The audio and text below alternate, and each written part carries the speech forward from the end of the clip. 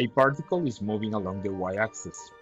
The particle's position as a function of time is given by y equals alpha t cubed minus beta t plus phi, where alpha is 1 meter per second cubed, beta is 4 meters per second, and phi is 3 meters. What is the particle's acceleration at time t equals 3.0 seconds?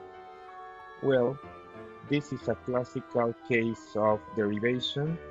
Remember that if your function is y as a function of time is alpha t cubed minus beta t plus phi, then your velocity is the derivative of the position relative to time, which is 3 alpha t squared minus beta.